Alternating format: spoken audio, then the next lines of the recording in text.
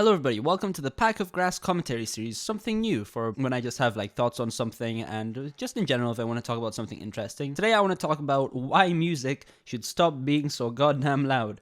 Let me explain. So I don't know about you guys, but on my side of internet culture, I was really into the electronic music. You know how old Minecraft Let's Plays, you would always have the intros that are this kind of dubstep music, or everybody would call it dubstep music. Well, that's the kind of music that I listen to. And in that culture of music, that subgenre of EDM, if you will, it is a very normal thing to mix your music very, very loud. And the reason for this is so that the music sounds better, but it only really sounds better because it's louder compared to the other tracks. So on websites like SoundCloud, there's no volume normalization for different songs, right? So every song will be played back at the volume it was mixed in. In contrast to something like Spotify, where the volume of each song on Spotify is normalized to a level, and you can actually change this level in the Spotify settings. Usually it's minus 14 LUFS. You don't need to know about that. LUFS is just a way of measuring loudness that is kind of accurate to the human ear. So on Spotify, each song is played back at the same, or rather a similar perceived volume. Obviously it can't be perfect because this is still a digital system, so some songs may still sound a little bit louder in general, and some songs may still sound a little bit quieter than general, but it's round about the same level. Whereas on SoundCloud, every song is played back at the same level. So in psychoacoustics, in music, this is just a well-known thing that if something is louder, it'll sound better. Now, however much you may disagree with that statement, because I know that a lot of people disagree with that statement upon first hearing it, it is true. If you hear a song played back louder, then it is going to sound better compared to another similar song that is just played back quieter. And loudness normalization on these streaming services was designed to fix this thing. So back in the day when everybody was listening to really loud rock and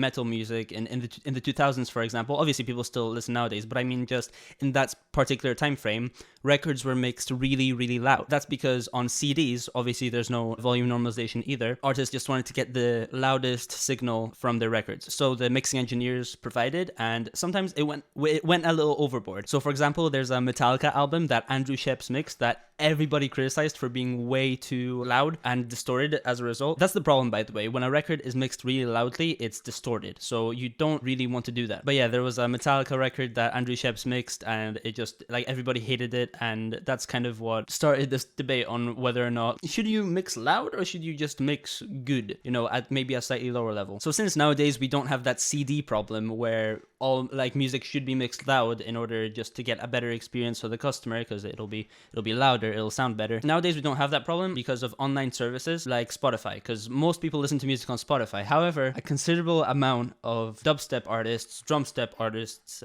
drum and bass artists use SoundCloud, where there's still not that normalization, and as a result it's making it this kind of competition for how loud can I get my song. I really don't like that because it really decreases the quality of the music, and I'll show you why right now. So here's the project. It's like a dubstep project I've been working on, and it sounds like this.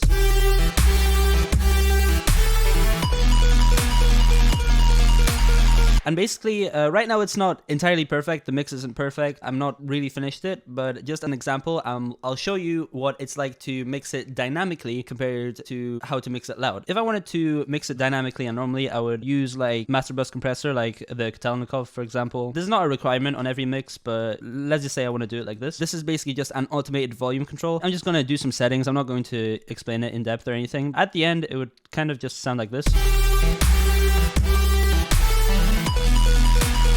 where I'm doing some subtle gain reduction, and this kind of smooths out the levels and makes sure that things aren't too jumpy and that it's consistent and that it just sounds really cohesive and like a record. And the idea is to make sure the song is the same loudness before the effect and after the effect. So right now it's around the same level before and after, but it does sound slightly better with the compressor on, just because that's what a compressor does. It kind of just levels it out slightly and just makes it that little bit better on the mix bus, at least in my experience for this kind of music. Every song is treated differently, so this does not apply to every single song. That's with it, and here's without it. In my opinion, it sounds slightly better with the compressor on. And this is the way of mixing, of master bus compression, that I would use if I was mixing the song just to make it sound as good as possible. If I wanted to make it as loud as possible, I would do this and then use something like Clipper. So I've got G-Clip here, for example, and then I'll turn this up. It's getting louder. In order to save your ears, I'll try and just make it around the same loudness before and after as well. Yeah, this is the kind of thing that dubstep artists would use on this kind of music to just make it sound as loud as possible for SoundCloud in general, right? And then afterwards, obviously put, well, I say obviously, it won't be obvious to you, but you'd put an intersample peak limiter and then do that. So now I'm going to play back the version that's just the compressor, and then I'll play back the version that's got the clipper on it designed to make it as loud as possible. So here's the version with just the compressor.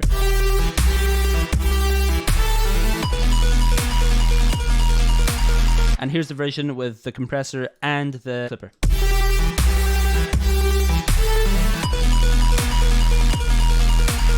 This one sounds considerably worse. The transient of the clap, the actual attack of the clap it's squashed. It just doesn't sound as sharp. It doesn't sound as good. But a dubstep producer would be completely fine with this because it gets the overall level of the song up. So if I put a loudness meter on here, then you'll see that here with the clipper, I'm getting up to minus 6.9 LUFS, which is actually very loud. You don't need to know about reference levels. Just know that this is quite loud. And dubstep producers do like to go further like this. They like to aim for -4, -5, -3, something like that. And here's the loudness of just the version with the compressor on it.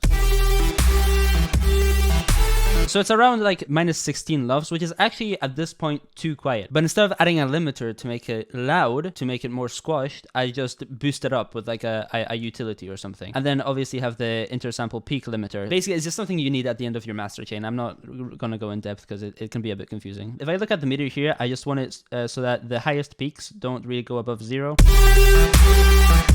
Sorry if that's a bit loud, but now we're getting about, you know, minus 11.5 LUFS, which is great because since Spotify normalizes to minus 14 LUFS, it'll see that and be like, okay, so this is a little bit too loud, let me turn it down a bit. Compared to the other version that was mixed at minus 7 LUFS, Spotify will have to turn it down way more for the same loudness, and it kind of renders it useless because with this version, you have all of this room that you can use for your song, and it actually makes it sound that little bit better. Once again, to show you, here's our version at minus 11.5 LUFS.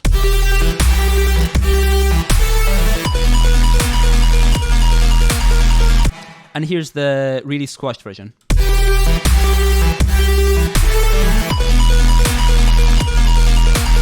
I don't know about you guys, but I think the first version sounds better. But it's just agreed upon in the dubstep community that you should mix your songs really loud. Like, for some people, minus 7 LUFS might still not be enough, even though it makes it sound kind of bad, according to this. And, you know, there's obviously different tricks to make it sound more transparent, to make the distortion and squashing not as audible compared to what I just showed you. But why have that when you can mix with a lot of dynamic range so that your waveform can actually breathe, if that makes sense, and make your song more enjoyable to listen to? So, you know, that's my rant. That's kind of what I think. I think you should mix your music quieter. If you can make full use of the whole minus 14 LUFS and get your song mixed to like minus 13.9 or something, then you should totally do that because it'll just give your waveform so much opportunity to breathe. I hope you found this interesting, even if you're not really interested in music production that much. I hope you maybe learned something, and yeah, if you ever produce music, or if you do, just mix it quietly, mix it normal, dynamics, and then just, you know, compress wherever necessary. Okay, whatever. That's it. Thank you very much. Goodbye.